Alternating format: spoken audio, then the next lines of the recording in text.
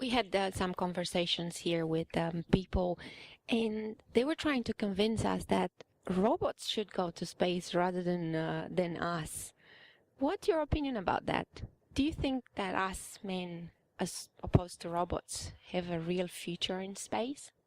Both, both. I mean, um, before we set foot on Mars, we're sending robots. I mean, we've been sending robots for decades.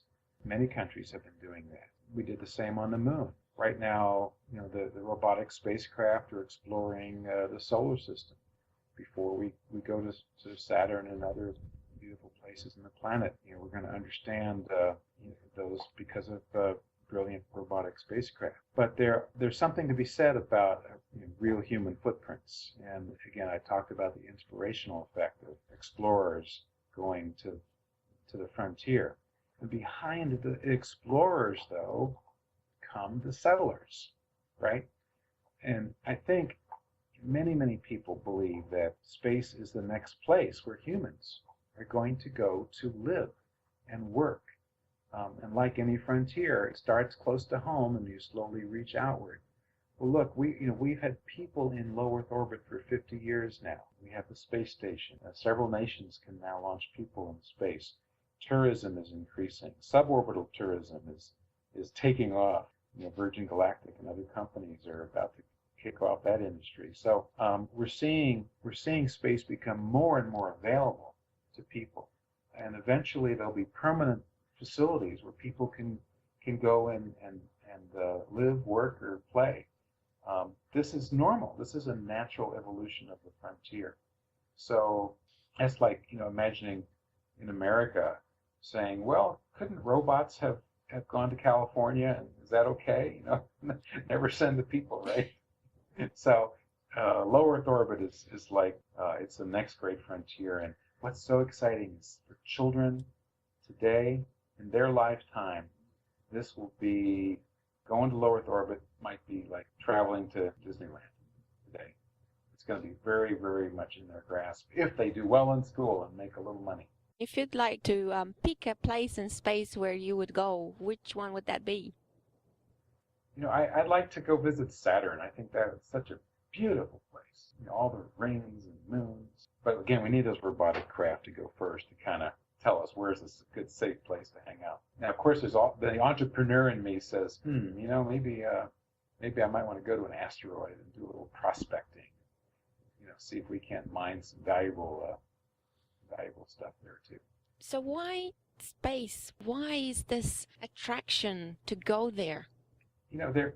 This is a really good question, and maybe a psychologist might be better, but in answering this. But again, it's this longing for the next step for our race. We always want to move forward, and the thought of a closed planet, no more room, no more space. We've explored everything. I think people really innately want to feel that there's more, that there is a next step. The next step is low Earth orbit and beyond. So it's that feeling that we as a planet, as a people can grow. It's not a zero-sum game, but there is growth, and I think that's an exciting feeling for everyone.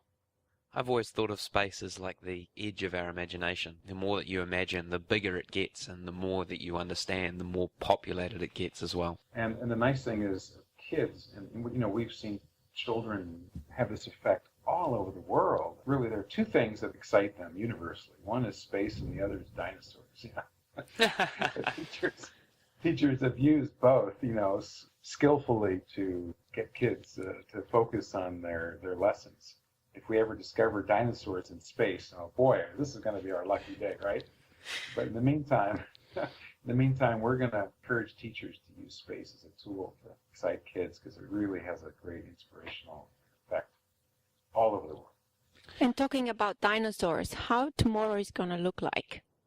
Well, if I could predict the future, I'd be a very rich man, right? So I don't know.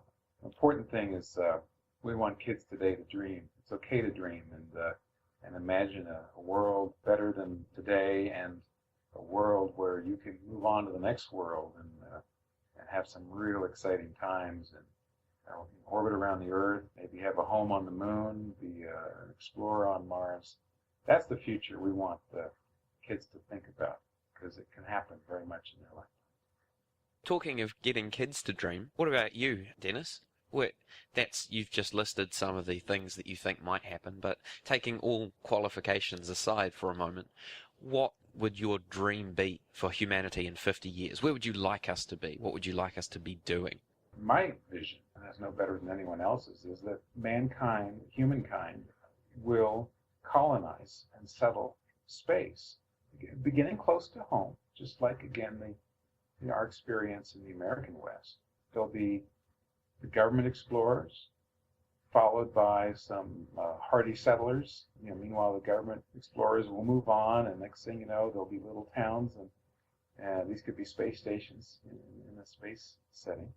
And pretty soon there'll be folks of all occupations in little communities that are growing up and thriving, because space has some value, economic value, to those of us back on Earth. Again, they might be building solar energy satellites or doing biological research in space. But for every worker, there are going to have people that have to cook the food and administer the complexes, and doctors and nurses, and really a thriving settlement.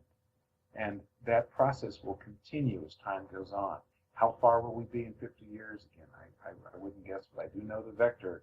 We're going up there and we're pointing outward, the moon and Mars and beyond.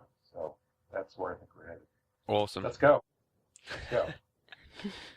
So just before we finish up, because I think we've got through all of our questions, is there anything else that you want to say to the world as we're celebrating World Space Week?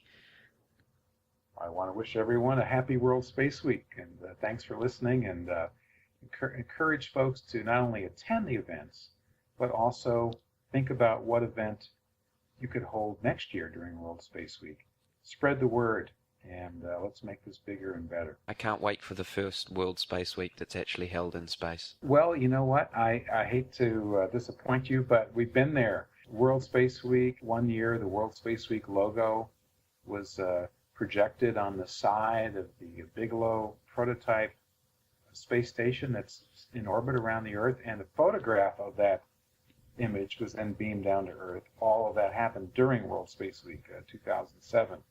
I think it was last year, 2010, that astronauts on the International Space Station beamed a World Space Week message down to Earth. So we're already out there, and as more activity happens in space, what a great place to celebrate World Space Week, right? None better. Not on Earth, at any rate. Thank you so much. Thanks for doing this, and I really appreciate it. And now, just to finish up, we've got to say thanks to all the people who have contributed to make this podcast possible. First off, a huge thanks to the New Zealand Science Media Centre for allowing us use of their recording equipment. Thanks to the amazing composer Rian Sheehan. For the intro and outro music. Thanks to the Kiwi Space Foundation. And thank you, World Space Week Association. And finally, a big thank you to our guest, Dennis Stone, the president of the World Space Week Association, for all his support encouraging humanity to celebrate space worldwide.